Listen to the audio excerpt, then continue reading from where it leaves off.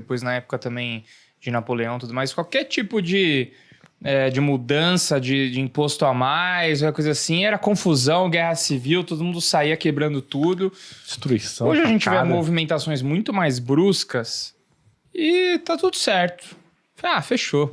Beleza, é isso mesmo. Reclame a rede social, posta no Twitter, né? Mas no fim das contas tá normal. O que você acha que... Por que você acha que acontece isso hoje? Você acha que as pessoas têm menos consciência do que realmente está acontecendo do que naquela época?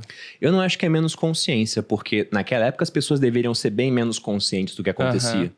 Aqui no livro tem uma hora que eu falo de uma bolha especulativa que aconteceu na França, que foi a chamada bolha do Mississippi, onde um ministro das finanças, que era um escocês chamado John Law, esse cara era filho de um ourives, que também era banqueiro, porque naquela época ouro era dinheiro, então as duas profissões meio que se misturavam às vezes. Ele fugiu da Escócia depois de um duelo, ele entrou na Europa continental pela Holanda. A Holanda havia acabado de passar pelo seu século dourado. Ela era a potência econômica da época. Né? Foram os espanhóis, os holandeses foram e emergiram, depois os ingleses vieram. Ray Dalio fala disso num livro também, que para ele, depois os ingleses americanos, ele acha que os chineses poderiam passar à frente.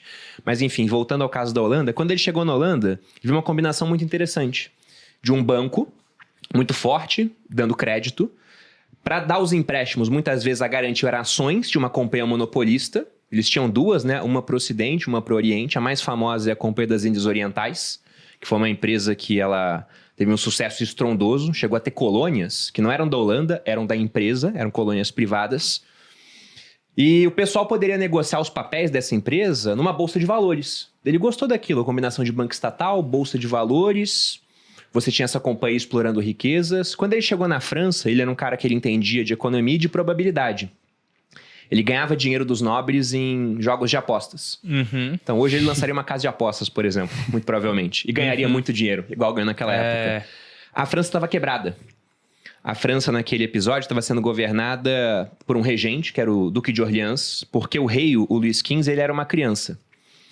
E o Duque de Orleans nomeou o John Law como ministro. Ele seria um super-ministro da economia. E o John Law falou, beleza, então a coroa está quebrada? Primeiro, vamos emitir papel moeda. Tem até uma frase muito interessante do John Law numa correspondência com um amigo, porque naquela época você tinha vários alquimistas procurando o segredo da pedra filosofal, que era a pedra capaz de transformar, uma substância capaz de transformar outros metais, chumbo, por exemplo, em ouro. Ele falou, eu descobri o segredo da pedra filosofal, é fazer ouro de papel. Simplesmente eu vou emitir papel moeda e falar, esse papel moeda você pode trocar por ouro quando você quiser. Ele emitiu papel moeda, e primeiro usou esse dinheiro para pagar a dívida da coroa. Então pagou todos os nobres que tinham emprestado dinheiro para a coroa.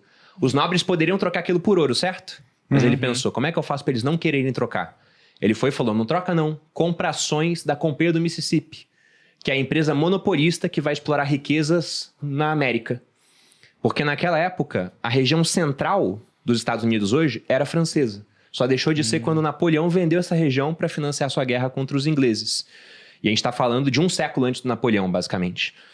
Então ele falou, não vende, compra as ações, porque tem muita riqueza lá. Tem ouro, tem prata, tem rios de leite e mel, e a população são selvagens, que eles são simpáticos a gente, vão ajudar a gente. Então ele colocou um cenário assim, meio Jardim do Éden, né? Sim. Aí os nobres compraram. Ele falou, bom, esse dinheiro aqui ninguém vai trocar agora por ouro.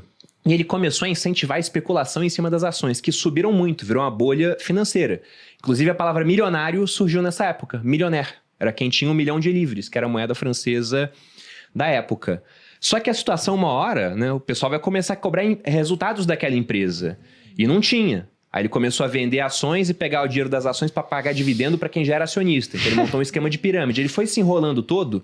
No final, descobriram um esquema, foram querer trocar papel moeda por ouro, não conseguiram. Ele teve que fugir da França e morreu esquecido em Veneza.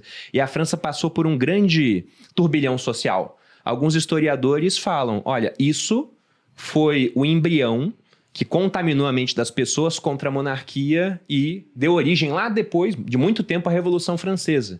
Só que isso aconteceu uns 70 anos depois da Revolução Francesa. Então eu fico perguntando, se aqui no Brasil o pessoal não lembra nem do que aconteceu em 2015, Nossa, será que na França daquela época o cara ia lembrar do que aconteceu 70 anos antes, com a expectativa de vida de menos de 30 anos naquele período? Tipo, eu acho muito difícil. É 4 gerações. Eu acho muito difícil.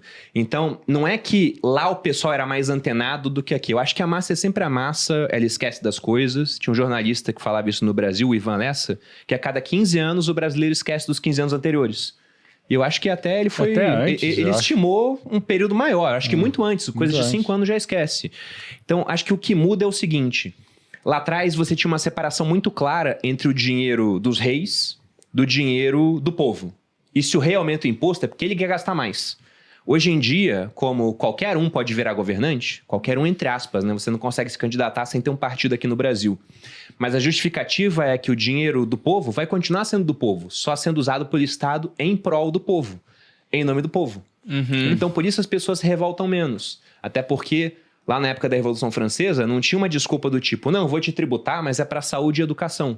Hoje em dia você tem essa desculpa. Muito, né? Mas muitas vezes é só uma desculpa. Você entra lá no Tesouro Transparente, olha as linhas de gasto.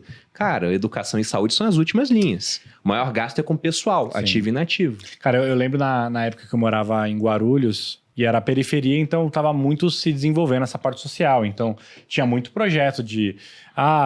desde terminal de ônibus a escolas e hospitais. Eu acho que teve hospital que demorou tipo 10 anos para sair, tinha 4 ou 5 escolas pela metade, por causa disso. Um governo começava a fazer um negócio, acabava o dinheiro que tinha separado, a escola ficava abandonada 2 anos, aí alguém retomava, tentava terminar, e era um negócio que tipo assim, um negócio que deveria, sei lá, custar, não sei quanto custa você construir uma escola, mas um negócio que deveria custar 10 milhões, acabava gastando 100, porque ninguém conseguia terminar, porque sempre saía um governo e não conseguia ir para frente.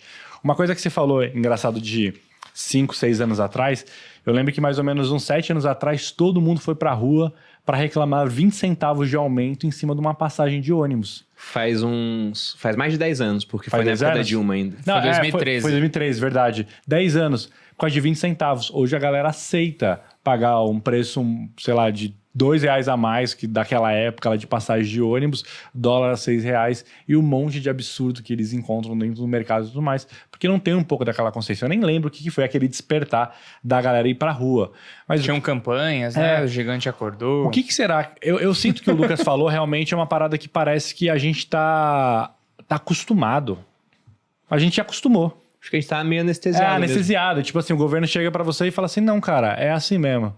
O dólar agora é R$6, você vai ter que pagar mais imposto. Agora, ó, se você quiser comprar azeite para sua salada, você vai ter que pagar R$50, o óleo é R$12 e cala a boca. É, porque pra gente já é quase que o normal. Se tem uma coisa que o brasileiro tem certeza é que os preços no futuro serão mais altos. Isso não é nem de agora, né? Se pega antes do Plano Real, então, aí era um absurdo. Aqui no Brasil, pouca gente sabe disso, mas na nossa curta história, vamos colocar assim, de autonomia econômica, porque antes da independência, a família real chegou aqui em 1808. Então a gente já começou a ter mais negociações utilizando moeda. Mas desde essa época, pouco mais de 200 anos, o real é a nossa 10ª moeda. Então a gente trocou de moeda várias vezes, porque o brasileiro ele se tornou, o governo principalmente, nesse caso, que é o culpado, especialista em destruir o valor da moeda. Uma estatística que eu coloquei no livro, e se eu não botar a fonte, vão achar que eu inventei, mas está no site do IBGE. Você pode entrar lá agora e pesquisar. Qual vocês acham que é a inflação acumulada dos anos 80, ou seja, 1980 até 94, que é o início do Plano Real? É um período de apenas 14 anos. Chuta um número. Inflação acumulada. Pelo inflação IPCA. Acumulada? Isso. Eu vou chutar um número alto, sei lá, 250%. 250%? Pô, acho que isso aí devia ser por cada 6 meses, isso daí. Você acha que esse número é alto? Eu acho que 250%. Eu acho que era tipo, sei lá, cara, 4 mil. 4 mil? É. Num período de 14 anos? Cara, 4 mil? Chuta um número mais alto do que isso. 16.000%. 16 mil? Estaria Pode 14 exagerar, mil, pode 14 exagerar. mil, mil por ano aí. A inflação acumulada, estou no site do IBGE, a inflação acumulada de 1980 a 94 foi de 13 trilhões, 342 bilhões, 346 milhões, 717.671,7%. Como que é? 13 trilhões? 13 trilhões. Se 100%... Cara, pensa comigo, Kaique, se 100% são preços dobrando... Olha quantos preços tiveram que multiplicar para ter 13 trilhões de inflação, cara. O que aconteceu aí?